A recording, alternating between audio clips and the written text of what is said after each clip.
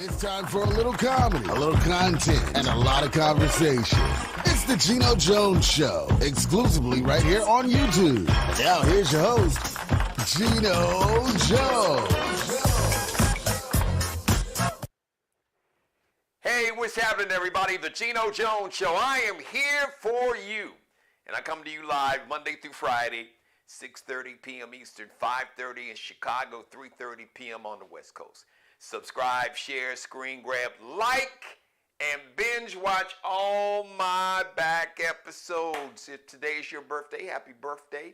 Shout out to Randy Moss, one of the greatest football players, I can say maybe next to Jerry Rice, who, as far as I'm concerned, the greatest football player ever.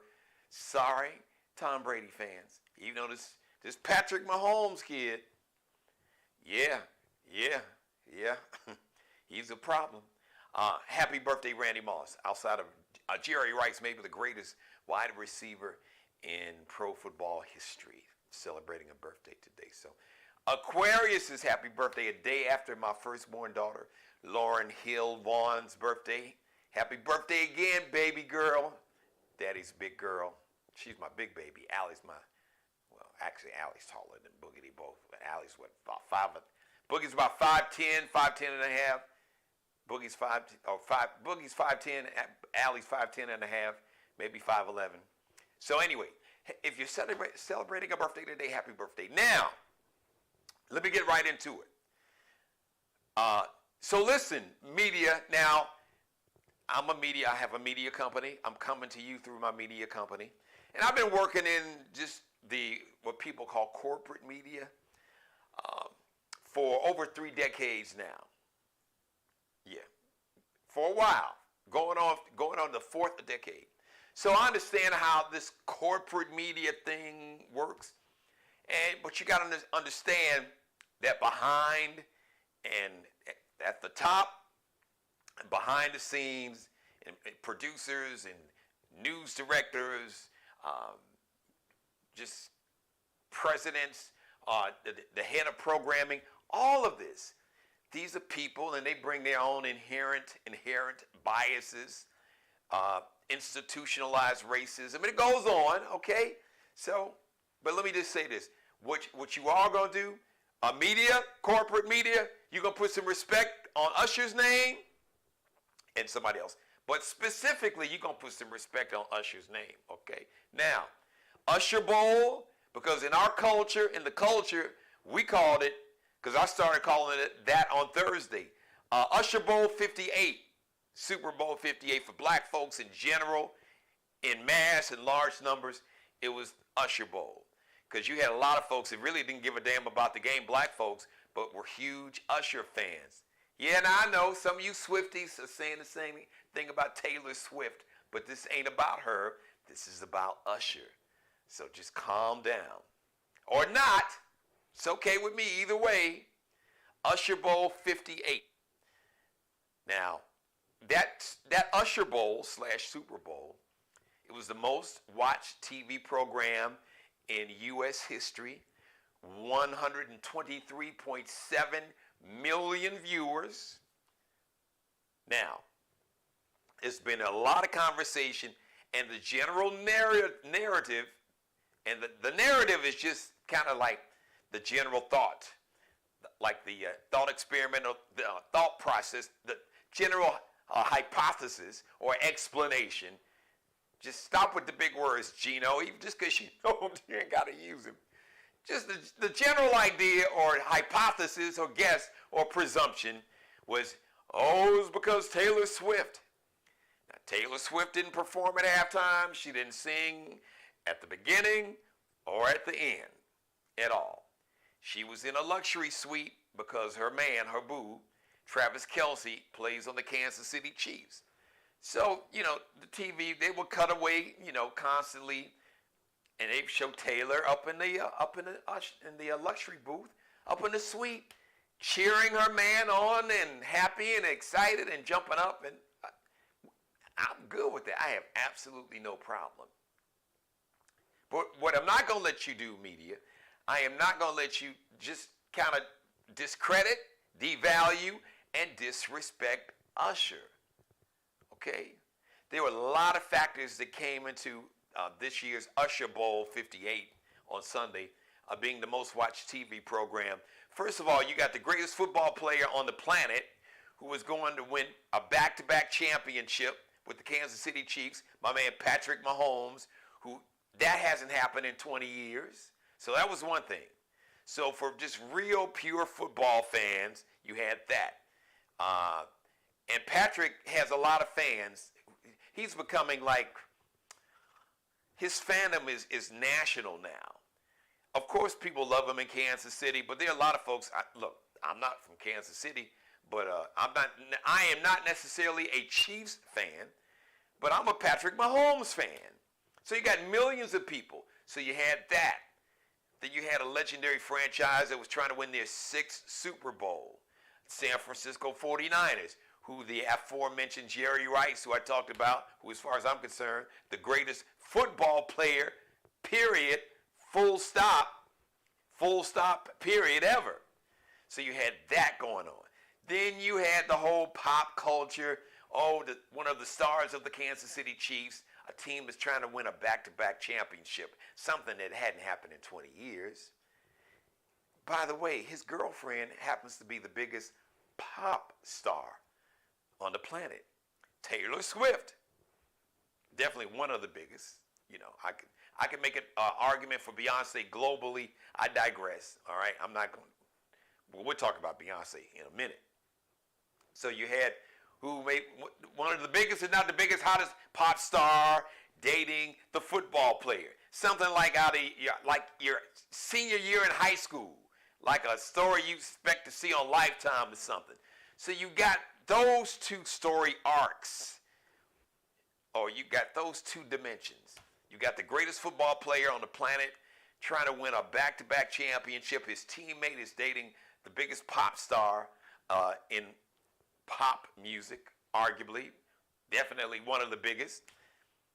And then you had a man that's had a 30-year career, R&B legend, icon, who's crossed over into pop music culture, who was performing at halftime, and who, by the way, is one of the greatest entertainers that ever hit the stage, who paid tribute, when he started off, paid tribute to Michael Jackson, had the whole sequins like shirt on and the sequins gloves and everything. Then he played tribute to another one of the greatest entertainers ever, James Brown. But, you know, the corporate media acted like Taylor Swift did it all on her own.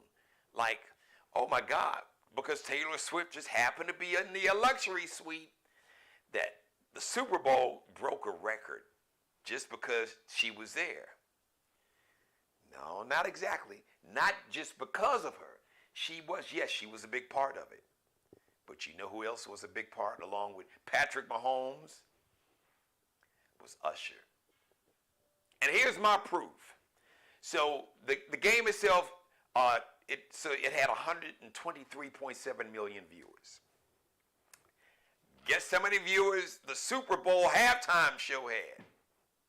129.1 million viewers. And no Taylor Swift was nowhere to be seen at halftime. That was all Usher. It was Usher and Alicia Keys and her and will.i.am and Jermaine Dupri and Ludacris and Lil Jon and Usher. Okay?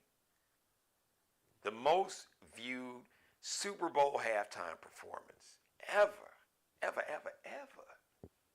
Now, of course, now the game is viewed not just on TV, but it's viewed on different platforms, streaming platforms also. So that's out there. Okay, more than Rihanna had last year, more than Coldplay, more than anybody ever had. So y'all need to put some respect on Usher's name. All right, so when you talk about why was the Super Bowl the most watched game ever, and it actually got exciting and good because it was really kind of boring and poorly played for about 3 quarters. Then it went into overtime. But listen, they say men lie, women lie, numbers don't lie. 129.1 million viewers watched the Super Bowl halftime performance. Put some respect on Usher's name, damn it. Don't disrespect Taylor Swift. You don't have to do that. You can respect her, but you can put some respect on Usher's name. I give her all the credit, because all those 120, because actually more people were watching the halftime performance than were watching the game. That should tell you something right there. The numbers don't lie. Usher had more people watching the halftime show than watched the game. So shout out to Usher. Congratulations. All right, media. Now, I'm going to need y'all to tell that part of the story. When you get all excited and you want to give folks credit for the Super Bowl, the program, the actual viewership broke a record for viewers, make sure you mention his name, okay? Because he had more viewers than the game. 123.7 million for the game, 129.1 million for the halftime show. Put some respect on Usher's name, damn it. Speaking of putting some respect on people's names, shout out to everybody watching me live. Thank you for watching, everybody checking the show out. Congratulations to Beyonce. Beyonce broke a record, done something that no black female artist has ever done. Right now, on the Apple Music U.S. Country Music Charts, guess who's got the #1 and the #2 song? The Queen Bee. That's right. Beyonce has the #1 and #2 country music song on that Apple Music Country Music, that Apple Music U.S. Country Music Charts. Texas Hold'em, 16 carriages. Full disclosure, I am not a country music fan. I don't hate it, I'm just not a fan. Now, when I was a kid, I hated it because my grandfather loved it, and I shared a bedroom. Like my grandparents raised me along with my mom. I told the story. My grandmother had the front bedroom. My my sisters, younger sisters, had the back bedroom, and my grandfather and I shared the middle bedroom. And he would sit up all night and sew. They called a tailor, but he could make suits, dresses, anything. They would call him a designer now. So he would sit up all night. He had like a little black radio with like a little fake leather case, and he would play this country music station, WMAQ AM 670, and I hated it. And my grandmother really hated it. She's like, Conway, why are you playing that old country music? So country music has a very rich tradition. As a matter of fact, if you missed yesterday's show, I'm going to explain to you that country music has its roots. It has African roots, because one of the main instruments that country music or country musicians use, they played that banjo, that fiddle. No, the banjo and fiddle, they didn't invent that out of Nashville. No. The banjo and the fiddle, those musical instruments, came here with the enslaved Africans from Africa. Now, you don't have to take my word for it, because I know the MAGA cult members are just, their heads exploring, you black folks, and that ain't true. Then don't believe me. Look it up yourself. But if you look it up, you'll still say, well, they're lying. But the truth and the facts are that banjo, that country music, one of the main instruments, like I said, that country music instrument, the banjo and the fiddle, not to mention guitar, those instruments came across that big pond from West Africa. So there's always been a connection to black people, especially in America. As a matter of fact, the origins of country music came out of the pain of enslaved Africans singing songs about the blues and being sad. And out of that, you had primarily white Southerners who learned how to play the banjo and fiddle from enslaved black folks. Now what we call country music. So they're black roots in country music that just the country music stations in Nashville and the Grand Ole Opry, they don't want to tell you that. Y'all can't just take over everything. You can't just take over, oh my God, you can't take over our music. It's not your music. It's music in general that we all have a part in and has African roots, whether y'all like it or not. Tell the truth, shame the devil. So congratulations to Beyonce, the #1 and #2 country music songs on the Apple Music Billboard chart. I kind of like the 16 carriages. I just wasn't feeling that at all. The Texas Hold'em, I'm like, okay, all right, I feel you, B. And that was the one that was #1. So I could just, the well-trained ears of listening to music and working at music stations all my life, I said, that's going to be the one that's going to be the bigger hit, because it's almost like it's country, but it's got a little beat to it, if you know what I'm saying. So I salute you, Queen B. You're doing your thing there. I want to thank everybody for watching me live right now. Who else is in the, who else do we have? Hey, Lisa. Thank you, Lisa Davis. I don't know, you might be applauding because I had to give that little quick history lesson about country music and explaining to people that country music has African roots. And two of those main country music instruments, banjo and the fiddle, and the guitar. Those instruments were not invented here in America. No, they didn't come from Nashville, somewhere in Alabama or Kentucky, or, you know, the Smoky Mountains in Tennessee. It came from West Africa. Who would have thunk it? Really? Yeah, really. And shout out to all of the black artists, the black country music artists, from my man who's from the Charleston, South Carolina Metro, Darius Rucker, Kane Brown, Mickey Guyton. I know I'm leaving out a lot because, like I said, I'm not a big country music fan. I'm a fan of music, but I do know that country music has black roots. They just didn't want to tell y'all. So that's what you got me here for. So big shout out to that. All right, listen, thank you for watching, everybody. God bless each and every one of you. You, and especially you, God, most of all, thank you for letting me do the Geno Jones Show live Monday through Friday, 6:30 p.m. Eastern, 5:30 p.m. in Chicago, or 5:30 p.m. down in New Orleans. Big Mardi Gras Day, Fat Tuesday today. Shout out to everybody celebrating Mardi Gras, Carnival. Mobile, Alabama, they have a big Mardi Gras going. As a matter of fact, I think the first real big Mardi Gras in America was not in New Orleans, it was in Mobile, Alabama.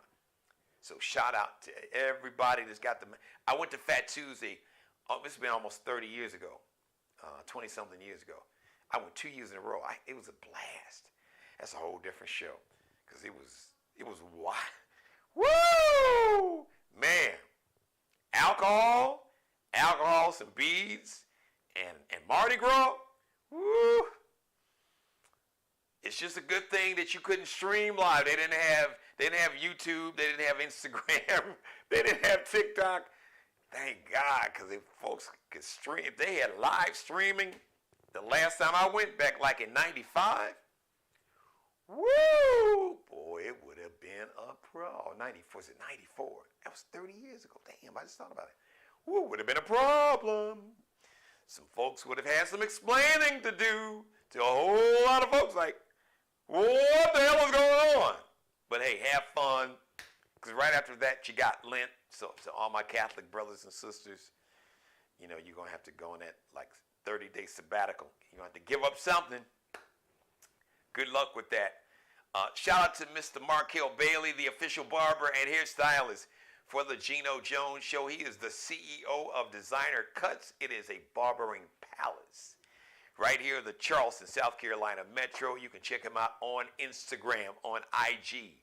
Check him and his work. He is an artist, an artiste. He is a hair artiste, a hair artist. So, Markel Bailey on IG, Instagram. It's Kelby Cutting Up. Kelby Cutting Up, KELBE. CUTTINUP. Allie Jones, she's the drip, I like to call her, the drip director, the official wardrobe consultant and stylist for the Geno Jones Show. You can check her out and her collection. She's a fashion designer. Check her out on IG, on Instagram. It's lx.ncl. Then underscore is that little dash at the end of lx.ncl on Instagram. lx.ncl underscore on Instagram. And shout out to Mr. Bruce Gage, also wardrobe consultant and stylist for the Geno Jones Show. You can check him out on IG, on Instagram. Miglio Di Mario Uomo, MIGLIODIMARIOUOMO,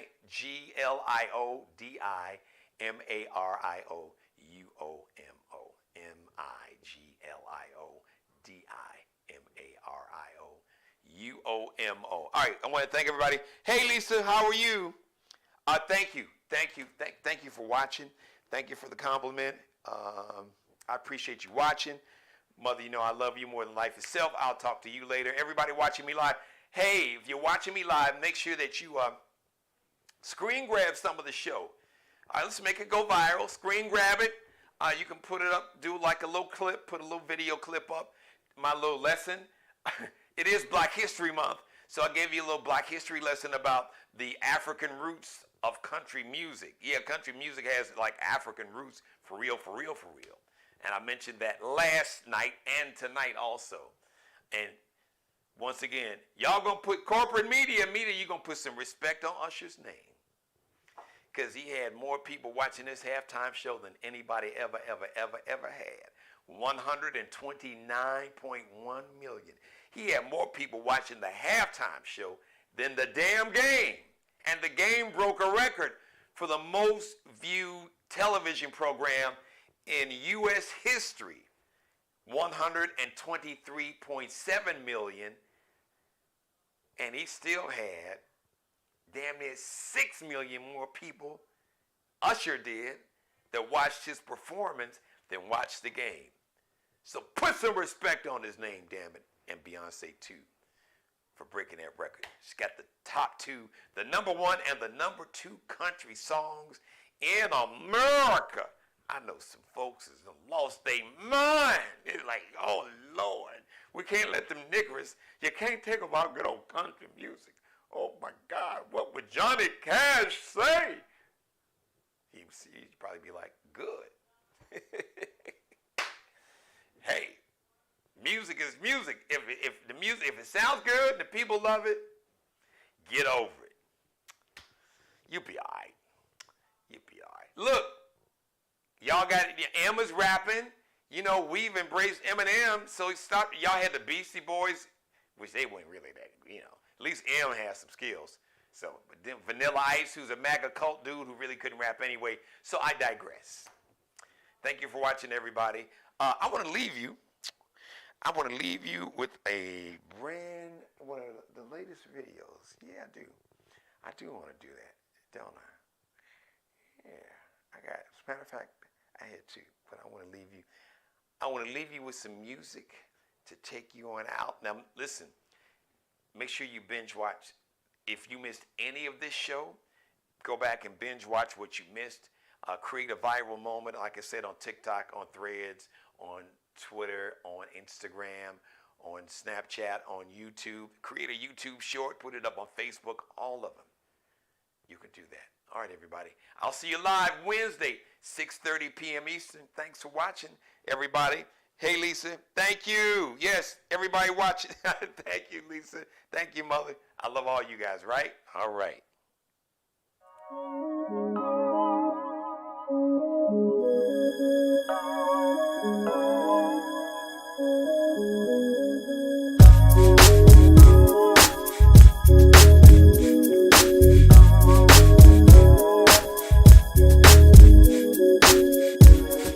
How should you express it when you love someone?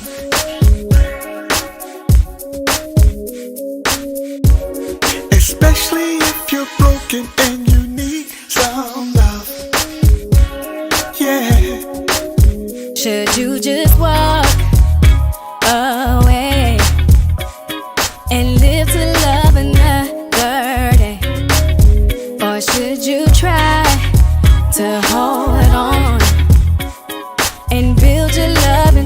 strong, cause you feel like you're at home. If you decide that you're gonna stay, if you decide just to walk away, I'm gonna love on you anyway. It's alright. And if you decide that the pain is strong and it's too hard to keep holding on, my love is gonna be to the bone. It's alright, yeah. How can you suppress it when you need someone?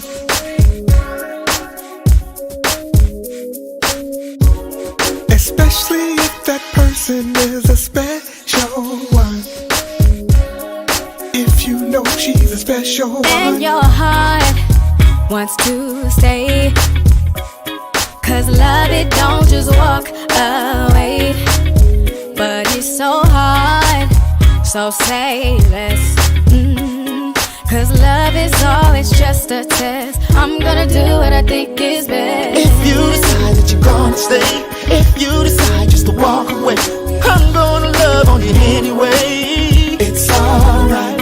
And if you decide that the pain is strong and it's too hard to keep holding on, my love is gonna be to the bone.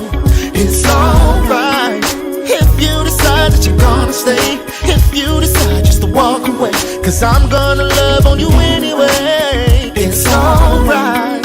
If you decide that the pain is strong and it's too hard to keep holding on, my love is gonna be to the bone.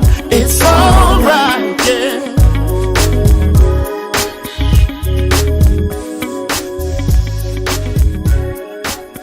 It's alright.